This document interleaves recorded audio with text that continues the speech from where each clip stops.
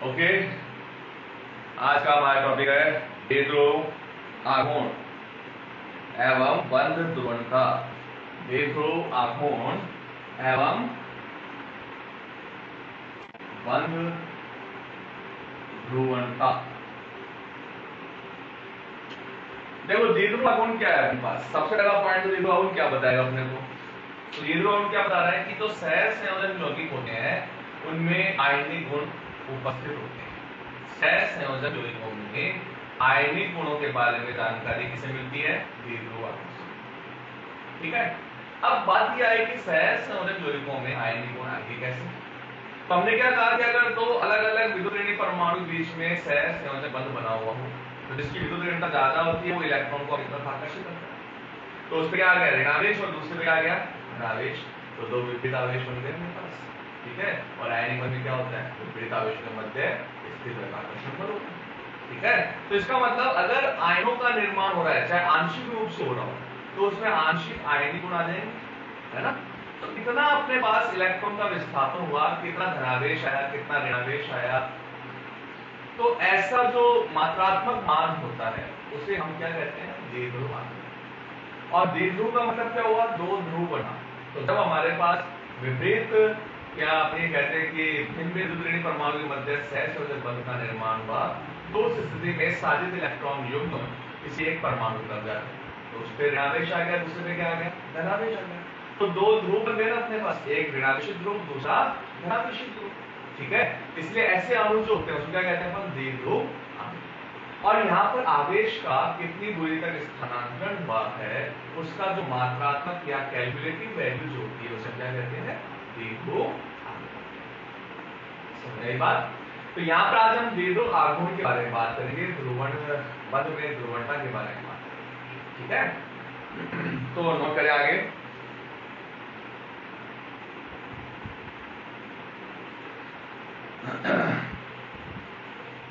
भिन्न विद्युत ऋणी परमाणुओं के मध्य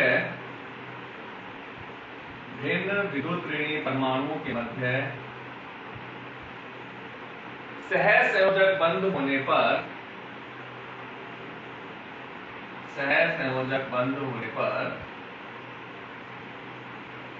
उच्च विद्युत ऋणी परमाणु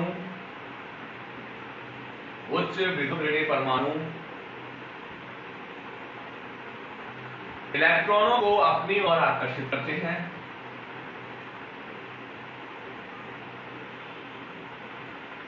इलेक्ट्रॉनों को अपनी ओर आकर्षित करते हैं जिससे उस पर आंशिक ऋणावेश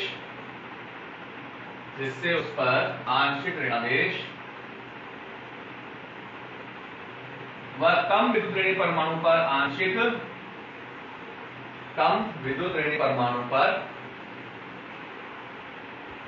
आंशिक धनावेश आ जाए।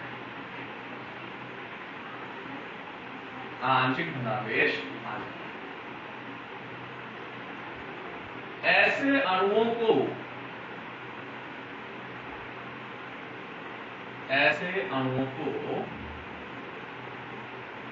द्विध्रुव अणु कहते हैं। ऐसे अणुओं को द्विध्रुव अणु कहते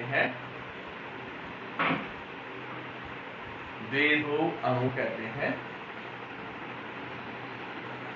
तथा अणु की ध्रुवणता के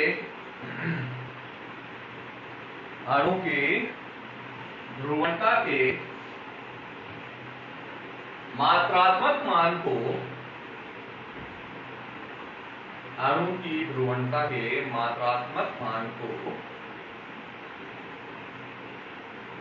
द्विध्रुव आघूर्ण कहते हैं।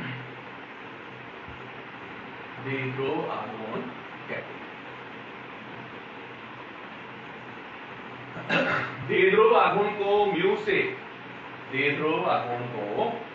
म्यू से दर्शाया जाता है।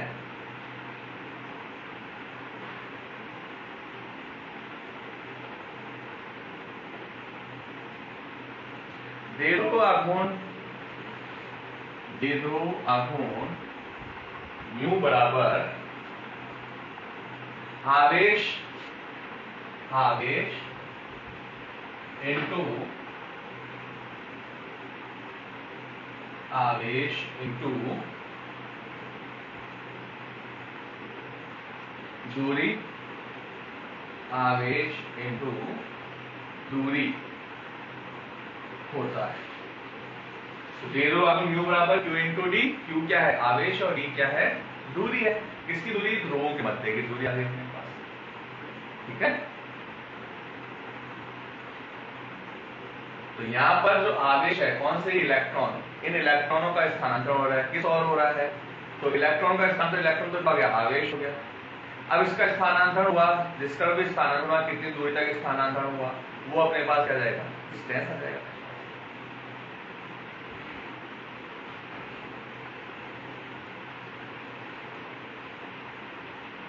आगे देखो, इसका मात्रक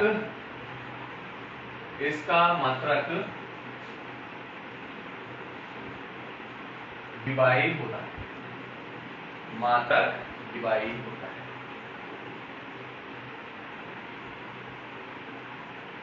तथा देदो आघूर्ण की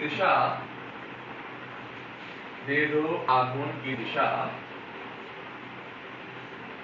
सदैव उच्च विद्युतऋणी परमाणु की ओर होती है, सदैव उच्च विद्युतऋणी परमाणु की ओर होती है।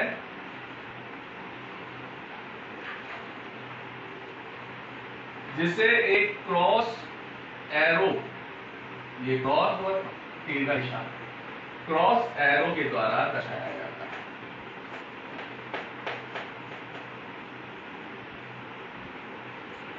तीर का निशान उच्च विद्युतऋणी परमाणु की ओर होता है।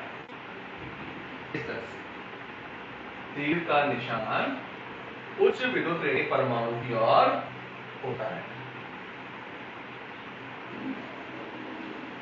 ठीक है, तो क्रॉस एरो है, इस क्रॉस एरो में तो तीर का निशान है, वो तो उच्च विद्युतऋणी परमाणु का यहाँ डिग्रो अपनी दिशा दिखा रहा है, और प्लस जो है वो कम विद्युतऋणी परमाणु की ओर होता है।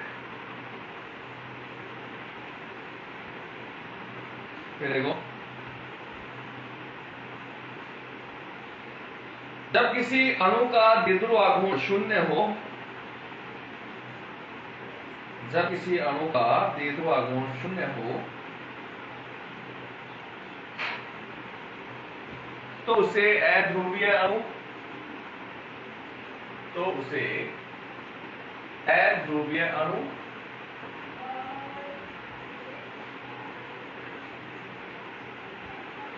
और यदि शून्य से अधिक हो, और यदि शून्य से अधिक हो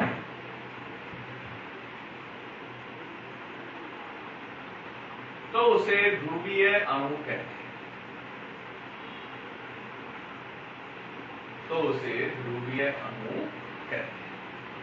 ठीक है, तो अगर अपने पास द्विध्रुव आघूर्ण का मान शून्य है तो क्या होगा? अध्रुवीय अणु, और अगर शून्य से अधिक है तो ध्रुवीय अणु।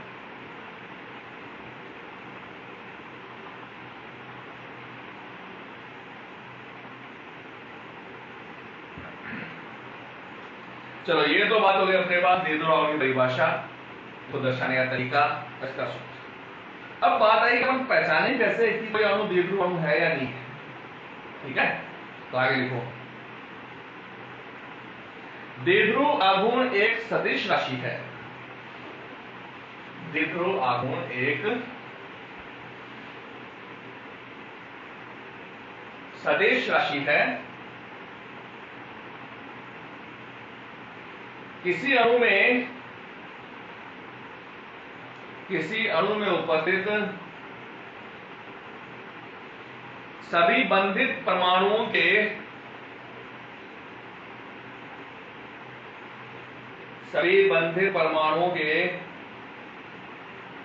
द्विध्रुव आघूर्णों का योग, बंधित परमाणुओं के द्विध्रुव आघूर्णों का योग, द्विध्रुव आघूर्णों का सदिश योग है ना, द्विध्रुव आघूर्णों का सदिश योग उस अणु का द्विध्रुव आघूर्ण कहलाता है। उस अणु का द्विध्रुव आघूर्ण कहलाता है। Line change. सामान्यतः वे अणु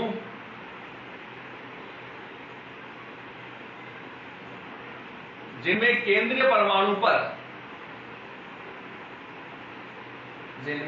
परमाणु पर कोई एकाकी इलेक्ट्रॉन युग्म नहीं होता, केंद्रीय परमाणु पर कोई एकाकी इलेक्ट्रॉन युग्म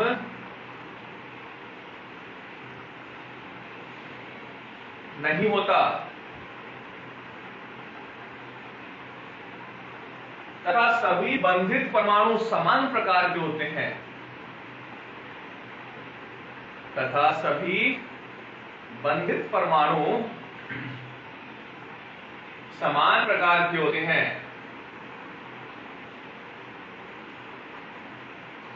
ऐसे अणुओं में द्विध्रुव आघूर्ण का सदिश योग, द्विध्रुव आघूर्णों का सदिश योग सामान्यतः शून्य होता है, सामान्यतः शून्य होता है और ऐसे अणु अध्रुवीय होते हैं, ऐसे अणु अध्रुवीय होते हैं। जबकि वे अणु जिनमें एकाकी इलेक्ट्रॉन युग्म, जिनमें एकाकी इलेक्ट्रॉन युग्म उपस्थित हो, एकाकी इलेक्ट्रॉन युग्म उपस्थित हो तथा सभी बंधित परमाणु समान प्रकार के एकाकी इलेक्ट्रॉन युग्म उपस्थित हो तथा सभी बंधित परमाणु समान प्रकार के ना हो, सभी बंधित परमाणु समान प्रकार के ना हो, उनके द्विध्रुव आघूर्ण के मान कभी भी शून्य नहीं होते, उनके द्विध्रुव आघूर्ण के मान कभी भी शून्य नहीं होते।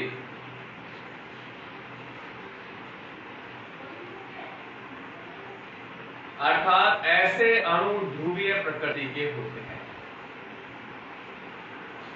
ऐसे अणु ध्रुवीय प्रकृति के होते हैं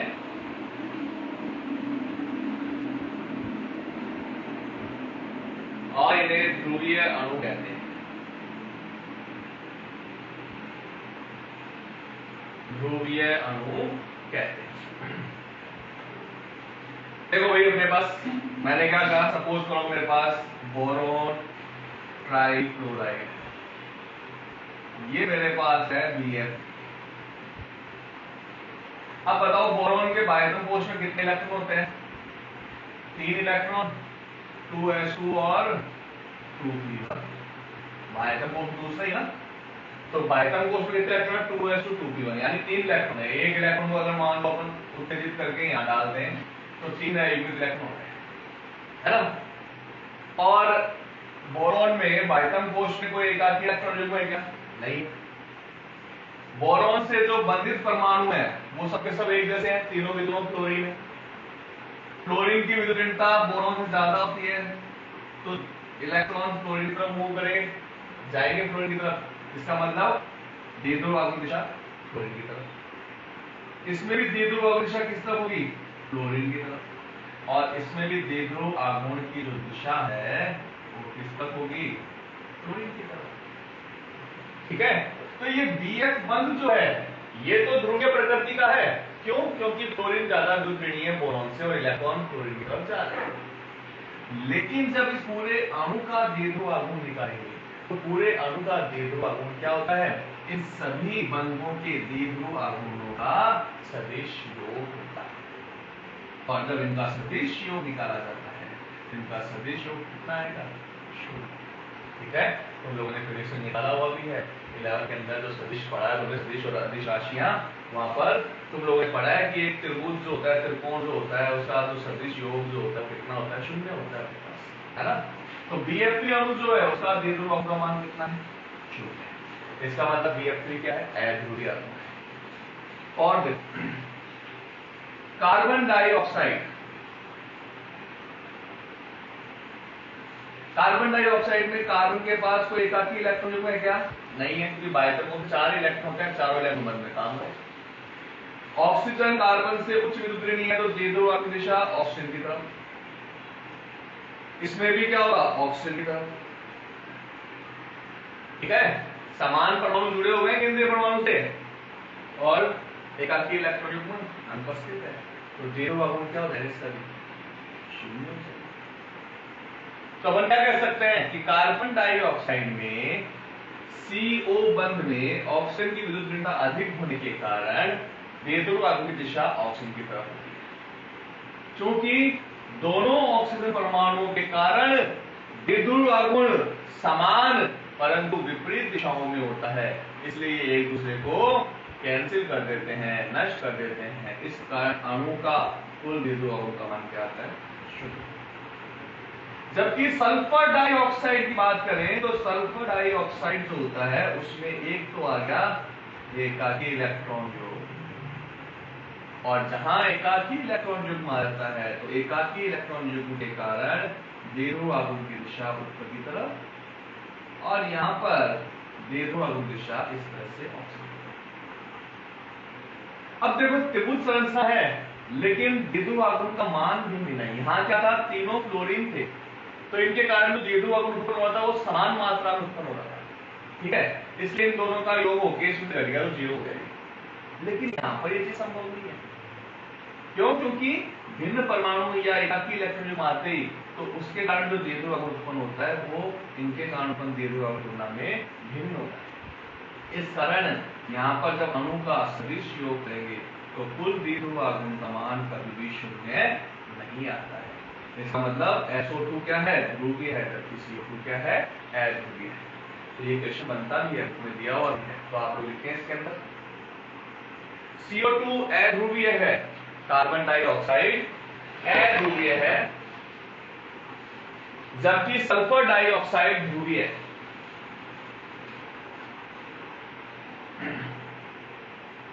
सल्फर डाइऑक्साइड ध्रुवीय होता है क्योंकि कार्बन डाइऑक्साइड में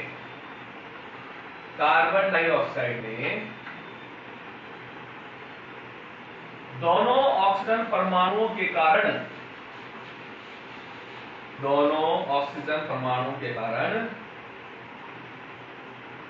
उत्पन्न द्विध्रुव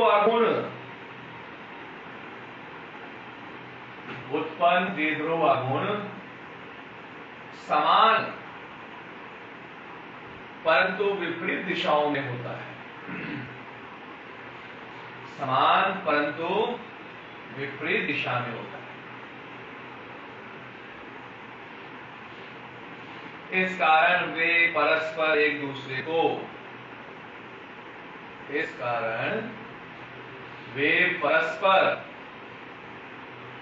दूसरे को निरस्त कर देते हैं।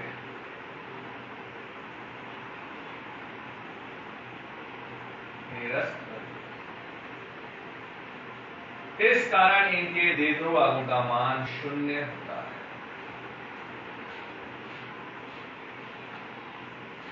जबकि सल्फर डाइऑक्साइड में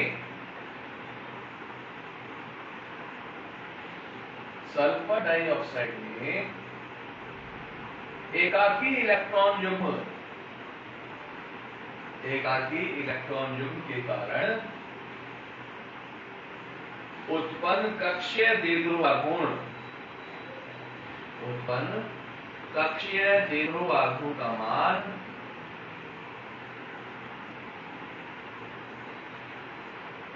SO बंध के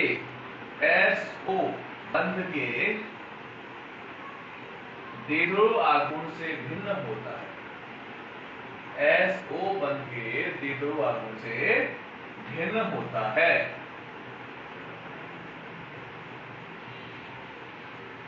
इस कारण ये परस्पर एक दूसरे को, इस कारण ये परस्पर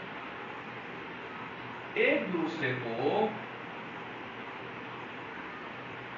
पूर्ण रूप से निरस्त नहीं कर पाते, पूर्ण रूप से निरस्त नहीं कर पाते। इस कारण इनकी ध्रुवीय प्रकृति होती है, इस कारण इनकी ध्रुवीय प्रकृति होती है। तो ये हमने द्विध्रुव आगम के बारे में बात की कि CO2 अध्रुवीय है जबकि SO2 ध्रुवीय है। द्विध्रुव आगम के आगे के कुछ और एग्जांपल्स हैं, वो हम करेंगे अगली क्लास में। ठीक है।